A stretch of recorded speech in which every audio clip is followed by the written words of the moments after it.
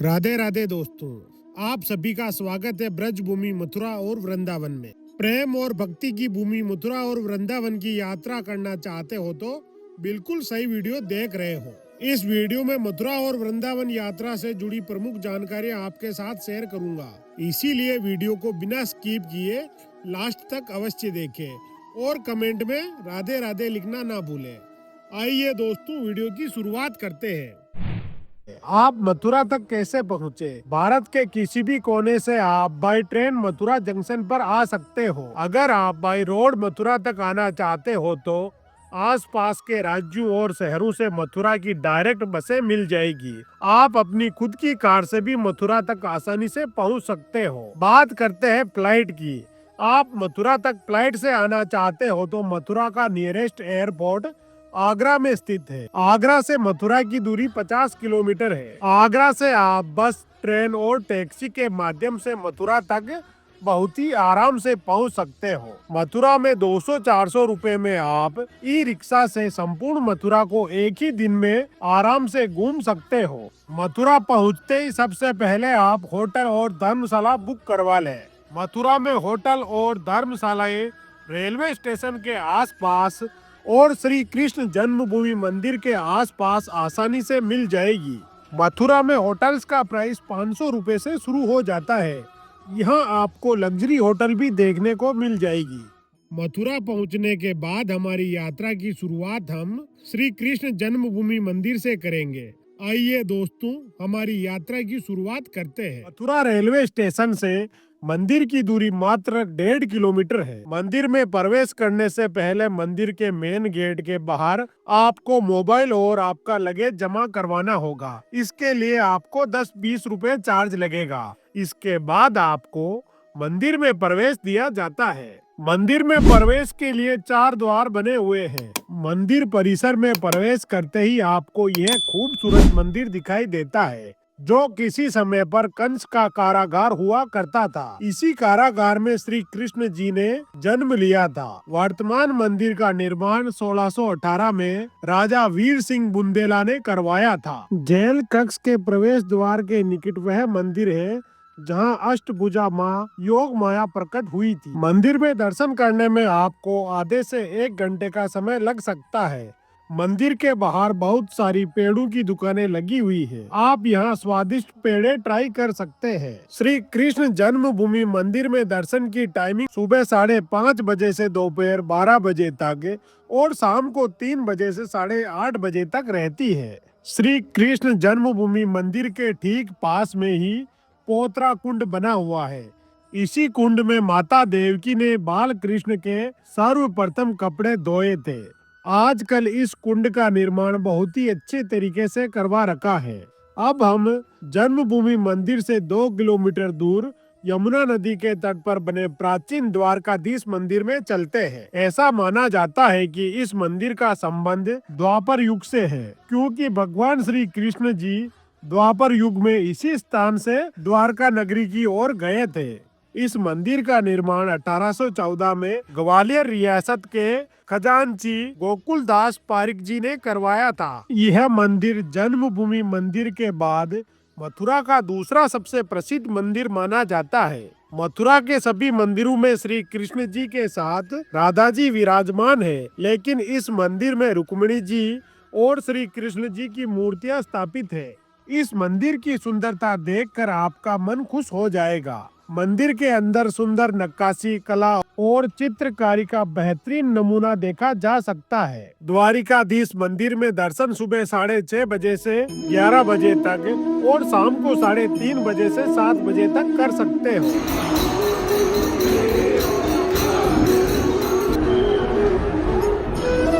यह मंदिर यमुना नदी के किनारे विश्राम घाट के ठीक पास में ही बना हुआ है। मंदिर में दर्शन करने के बाद आप विश्राम घाट देखने चले जाएं। मंदिर से 5 मिनट पैदल दूरी पर ही विश्राम घाट बना हुआ है। यहाँ आप पवित्र यमुना नदी में बोटिंग भी कर सकते हो। ऐसा माना जाता है कि श्री कृष्ण जी ने कंस का वध करने के बाद इसी जगह पर विश्राम किया था। इसीलिए इस जगह का नाम विश्राम घाट रखा गया है। यमुना नदी में स्नान करने के बाद आप 100-200 रुपए देकर नौका विहार कर सकते हो। नौका विहार में आप यमुना नदी के सभी घाटों के दर्शन कर सकते हो। नौका विहार के टिकट की प्राइस में आप थोड़ी बहुत बार्गेनिंग कर सकते हो। रोजाना शाम को 6 बजे इस विश्राम घाट पर यमुना नदी की आरती की जाती है। आपको इस आरती में भी जरूर शामिल होना चाहिए। विश्राम घाट से मात्र 5 मिनट की पैदल दूरी पर कंस का किला बना हुआ है, जिसे लोग कंस के टीले के नाम से भी जानते हैं। आप वहां भी घूमने जा सकते हो। द्वापर युग में कंस इसी किले में रहता था। इस किले पर कई बार आक्रमण हुए थे, इसीलिए इसका कई बार पुनर्निर्माण करवाया गया था। आखिरी बार इस किले का पुनर्निर्माण आमेर के शासक राजा मान सिंह जी ने करवाया था। इस किले की 4 मंजिलें आजकल जमीन में दफन हो गई है। कंस किले से आपको यमुना जी का बहुत ही शानदार नजारा दिखाई देता है, इसीलिए आप यहाँ जरूर आए। मथुरा से वृंदावन जाते समय रास्ते में एक खूबसूरत बिड़ला मंदिर बना हुआ है, आप वहां भी विजिट अवश्य करें। इस मंदिर का निर्माण महान परोपकारी सेठ जुगल किशोर जी बिरला ने 1930 में करवाया था। जुगल किशोर जी ने इस मंदिर का निर्माण अपने माता पिता की याद में करवाया था। मंदिर के गर्भगृह में श्री कृष्ण जी विराजमान है। बिरला मंदिर में दर्शन सुबह 5 बजे से दोपहर 12 बजे तक और दोपहर 2 बजे से शाम 8 बजे तक कर सकते हो। इस मंदिर को गीता मंदिर के नाम से भी जाना जाता है। इस मंदिर का नाम गीता मंदिर इसीलिए रखा गया है क्योंकि इसके स्तंभों पर भगवत गीता के सभी 700 श्लोक अंकित है। अब हम मथुरा के ताजमहल कहे जाने वाले मंदिर जय गुरुदेव मंदिर में चलते हैं। सफेद संगमरमर से बने इस मंदिर के कई गुंबदों की सजावट में सोने का प्रयोग किया गया है। श्री कृष्ण जन्मभूमि से इस मंदिर की दूरी लगभग 5 किलोमीटर है। यह मंदिर सुबह 7 बजे से रात को 10 बजे तक दर्शन के लिए खुला रहता है। यह मंदिर मथुरा के सबसे खूबसूरत मंदिरों की गिनती में आता है। यह मंदिर आगरा में स्थित ताजमहल की तरह दिखाई देता है। अब हम भूतेश्वर महादेव के अत्यंत प्राचीन और पूजनीय शिव मंदिर में दर्शन करने चलते हैं। अगर आप मथुरा घूमने आ रहे हो और इस मंदिर में नहीं जाओगे तो आपकी यात्रा अधूरी मानी जाएगी। यह मंदिर भूतेश्वर चौराहे पर बना हुआ है। भूतेश्वर महादेव को संपूर्ण ब्रज भूमि का रक्षक भी कहते हैं।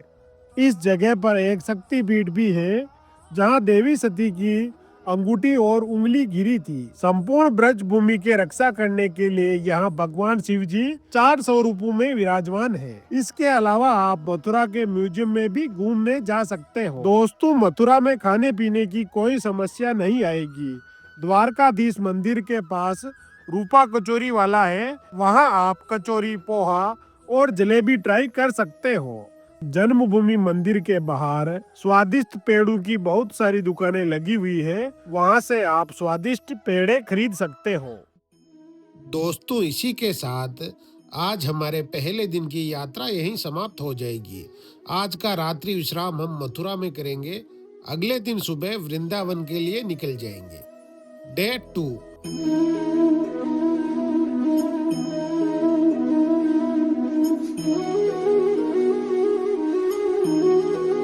मथुरा घूमने के बाद अब हम चलेंगे वृंदावन। वृंदावन ब्रज भूमि का हृदय है। ब्रज यात्रा में आप अगर वृंदावन घूमने नहीं आए हो तो आपकी यात्रा अधूरी मानी जाती है। तो चलिए दोस्तों, वृंदावन की पावन धरती पर होगा। मथुरा जंक्शन के बाहर से ई रिक्शा मिल जाते हैं जो 30 से 50 रुपए लेकर आपको वृंदावन छोड़ देते हैं। वृंदावन में होटल और धर्मशालाएं बहुत सारी है। यहाँ आपको आसानी से होटल और धर्मशालाएं मिल जाएगी। वृंदावन में 500 रुपए में नॉन एसी रूम मिलना शुरू हो जाता है। वृंदावन में आप कई लग्जरी होटल भी देख सकते हो। दोस्तों, फेस्टिवल के सीजन में होटल्स की प्राइस कई गुना तक बढ़ जाती है। वृंदावन पहुंचने के बाद सबसे पहले हम होटल बुक करवाएंगे। कुछ देर होटल में आराम करने के बाद हम वृंदावन देखने निकल जाएंगे। वृंदावन के सभी मंदिरों के दर्शन की टाइमिंग सुबह 7:30 बजे से 1 बजे तक और शाम को 4:30 बजे से 8:30 बजे तक रहती है। इसीलिए आप दर्शन करते हुए समय का विशेष ध्यान रखें। वृंदावन में सबसे पहले हम बांके बिहारी मंदिर में दर्शन करने चलेंगे। इस मंदिर में प्रवेश करते समय काफी भीड़ रहती है। वृंदावन की कुंज गलियों से होते हुए हम बांके बिहारी मंदिर के बाहर पहुंच गए हैं। इस मंदिर में प्रवेश करते समय काफी भीड़ रहती है। सामने ही आपको बांके बिहारी जी का पवित्र मंदिर दिखाई दे रहा है। आप बांके बिहारी जी के दर्शन कर लीजिए। बांके बिहारी जी आप सभी की मनोकामनाएं पूर्ण करें। बांके बिहारी मंदिर में दर्शन करने के बाद हम चलेंगे वृंदावन के अन्य प्रमुख मंदिरों में दर्शन करने। वैसे तो वृंदावन में 5000 से भी ज्यादा मंदिर है, लेकिन हम सबसे प्रमुख मंदिरों में दर्शन करने चलेंगे। बांके बिहारी मंदिर के मार्केट के लास्ट में श्री राधा वल्लभ जी मंदिर का मार्ग जाता है। दोस्तों, यह मंदिर भी काफी अलौकिक और प्राचीन मंदिर है। यहाँ आप राधा वल्लभ जी के दर्शन कर सकते हो। इस मंदिर में आपको बहुत ही शांति की अनुभूति होगी। दोस्तों, वृंदावन की कुंज गलियों में होते हुए अब हम चलेंगे राधा दामोदर मंदिर में दर्शन करने। मंदिर में प्रवेश करके राधा रानी और दामोदर जी के दर्शन करते हैं। इसके बाद हम चलेंगे निकुंज वन देखने। निकुंज वन निधि वन का एक छोटा सा स्वरूप है, जहाँ राधा रानी जी का बहुत ही प्यारा सा मंदिर बना हुआ है। निकुंज वन में दर्शन करने के बाद हम चलेंगे निधि वन में। इस मंदिर को लेकर ऐसी मान्यता है कि आज भी श्री कृष्ण जी रात को निधि वन में 16,000 गोपियों के साथ रास लीला करने आते हैं। निधि वन यानी तुलसी का वन। ऐसी भी मान्यता है कि रात के समय तुलसी के सभी पेड़ 16,000 गोपियों का रूप ले लेते हैं। शाम की 7 बजे की आरती होने के बाद निधि वन में कोई भी प्रवेश नहीं करता है। रात को 7 बजे बाद अगर कोई भी भक्त निधि वन में प्रवेश हो जाता है तो या तो वह अंधा हो जाता है या उसकी रहस्यमय तरीके से मौत हो जाती है। निधि वन के पास ही शाहजी मंदिर बना हुआ है। यह मंदिर अपनी विशिष्ट शिल्प कला के लिए जाना जाता है। आप सभी इस मंदिर में भी दर्शन करने अवश्य आए। शाहजी मंदिर की डिजाइन काफी सुंदर बनी हुई है। शाहजी मंदिर में दर्शन करने के बाद हम चलेंगे श्री गोपीनाथ मंदिर और राधा रमण मंदिर में दर्शन करने। यह मंदिर भी वृंदावन के बहुत ही प्रसिद्ध मंदिर है। दोस्तों, अब हम चलेंगे मदन मोहन मंदिर में। यह मंदिर लगभग 1 किलोमीटर की दूरी पर स्थित है। ई रिक्शा आपको मदन मोहन मंदिर में छोड़ देंगे। यह मंदिर काफी प्राचीन माना जाता है। इस जगह पर मंदिर बनने से पहले गोस्वामी महाराज जी नन्हे से मदन मोहन जी के साथ अपनी कुटिया में रहते थे। मदन मोहन मंदिर से यमुना नदी के बहुत ही शानदार नज़ारे दिखाई देते हैं। दोस्तों, मदन मोहन जी के दर्शन करने के बाद हम चलेंगे कालीदेह घाट। दोस्तों, ये वही स्थान है जहां भगवान श्री कृष्ण जी ने कालिया नाग का वध किया था। कालीदेह घाट पर आप नौका विहार भी कर सकते हो। दोस्तों, अगर आप सभी मंदिरों में थोड़ा थोड़ा टाइम देकर दर्शन करोगे तो इन सभी मंदिरों के दर्शन आप 1 बजे से पहले कर लोगे। 1 बजे सभी मंदिर बंद हो जाने के बाद हम वापस बांके बिहारी मार्ग पर आ जाएंगे, जहां आप भोजन कर सकते हो। वृंदावन में आपको खाने पीने की कोई परेशानी नहीं होगी। वृंदावन की प्रसिद्ध मुकेश लस्सी ट्राई जरूर करें। इसके बाद आप होटल में लौट जाए और कुछ देर आराम कर लीजिए। होटल में आराम करने के बाद 3 बजे प्रेम मंदिर साइड में चलेंगे। बांके बिहारी मार्ग पर आपको बहुत सारे ई रिक्शा मिल जाएंगे जो 40-50 रुपए लेकर आपको वैष्णो देवी मंदिर में छोड़ देंगे। यह बहुत ही प्यारा सा और विशाल मंदिर बना हुआ है। एक पहाड़ी पर माता वैष्णो देवी की एक विशाल प्रतिमा बनी हुई है जो आपको रोड से ही नजर आती है। वैष्णो देवी मंदिर में प्रवेश करने के बाद आपको एक प्यारा सा मंदिर बना हुआ दिखाई देगा, जहां कहीं देवी देवताओं की प्रतिमाएं बनी हुई है। इस मंदिर में एक छोटी सी गुफा बनी हुई है जिसमें माता की कई विशेष झांकियां बताई जाती है। दोस्तों, अब हम चलेंगे वृंदावन के सबसे प्रसिद्ध प्रेम मंदिर देखने। ब्रज भूमि पर आने वाले सभी भक्त प्रेम मंदिर देखने जरूर आते हैं।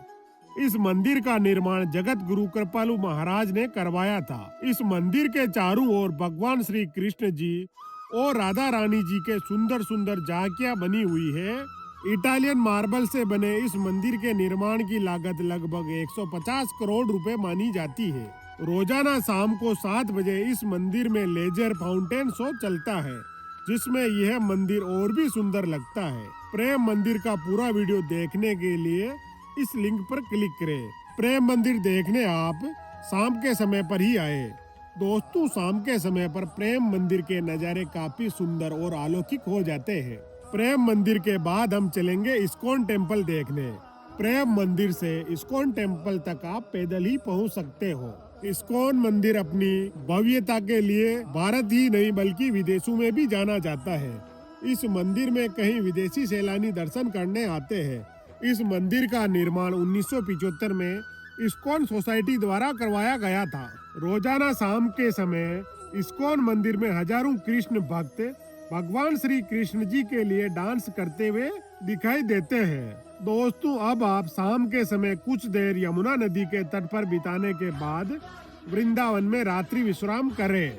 बाकी बचे हुए मंदिरों के दर्शन हम अगले दिन करेंगे। दोस्तों, रोजाना सुबह 4 बजे आप वृंदावन में प्रेमानंद जी महाराज के दर्शन कर सकते हो। प्रेमानंद जी के दर्शन करने के लिए भक्त सुबह 3 बजे से ही रोड पर आ जाते हैं। अगर आपको भी प्रेमानंद जी महाराज के दर्शन करने हैं तो 4 बजे से पहले जिस जगह प्रेमानंद जी महाराज आएंगे आप वहां चले जाएं। 4 बजे बाद आपको प्रेमानंद जी महाराज के दर्शन नहीं मिलेंगे। प्रेमानंद जी महाराज के दर्शन करने के बाद हम थोड़ी देर आराम करने के बाद चाय नाश्ता करके अगले दिन की यात्रा शुरू कर देंगे। आज के दिन की शुरुआत हम वृंदावन के सबसे बड़े मंदिर श्री रंगनाथ जी मंदिर से करेंगे। इस मंदिर का निर्माण 1845 में लक्ष्मी चंद्र जैन जी के द्वारा पुत्र प्राप्ति की खुशी में करवाया गया था। रंगनाथ जी मंदिर तक पहुंचने के लिए 7 बड़े बड़े प्रवेश द्वारों से होकर गुजरना होगा। इस मंदिर की बनावट दक्षिण भारतीय मंदिरों की तरह है। इस मंदिर के गर्भगृह में रंगनाथ स्वामी की शयन मुद्रा में मूर्ति लगी हुई है। मुख्य मंदिर के बाहर एक 490 किलो का सोने का स्तंभ भी बना हुआ है, जो इस मंदिर का मुख्य आकर्षण का केंद्र है। रंगनाथ मंदिर के अंदर एक सुंदर सा शीश महल मंदिर भी देख सकते हो। यह शीश महल मंदिर काफी सुंदर दिखाई पड़ता है।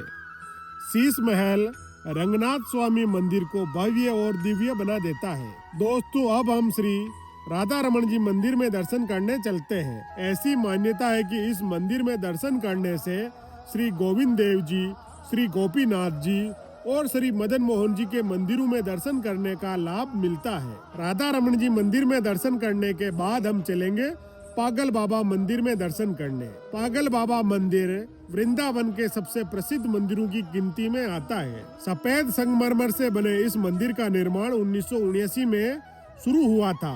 मंदिर का निर्माण श्री लीलानंद जी ठाकुर ने करवाया था।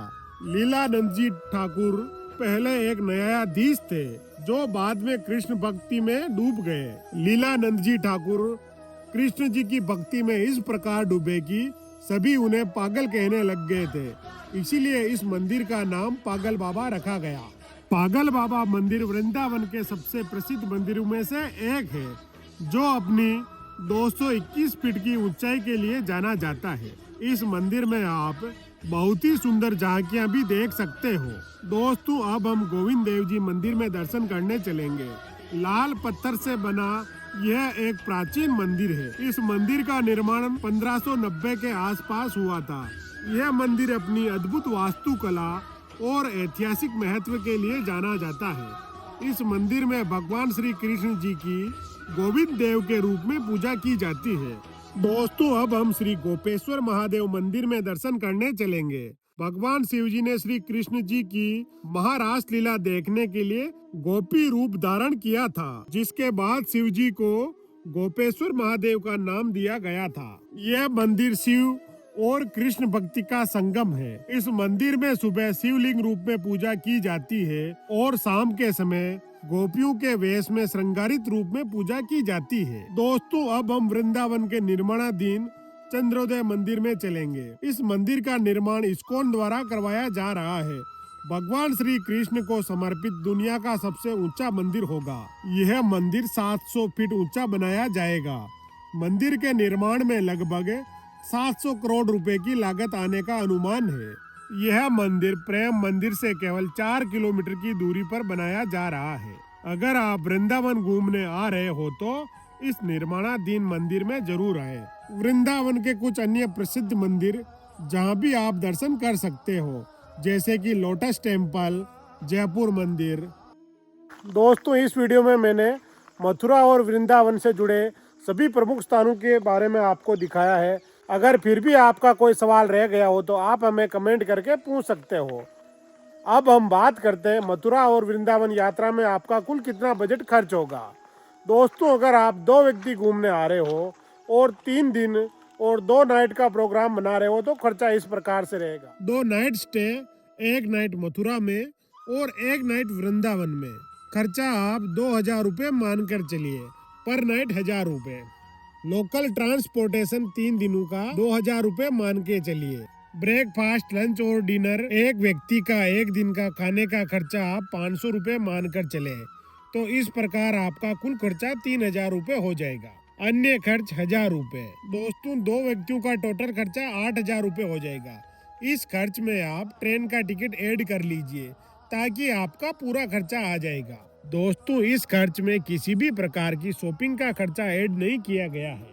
मथुरा और वृंदावन घूमने के सबसे अच्छे समय की बात करें तो यहाँ आप नवंबर से फरवरी के महीने में घूमने आ सकते हो। कैसा लगा आपको मथुरा वृंदावन का ये वीडियो पसंद आया हो तो वीडियो को लाइक करें और चैनल को सब्सक्राइब करें। दोस्तों, कमेंट में राधा राधा जरूर लिखें। जय राधा रानी। आपकी यात्रा मंगलमय हो।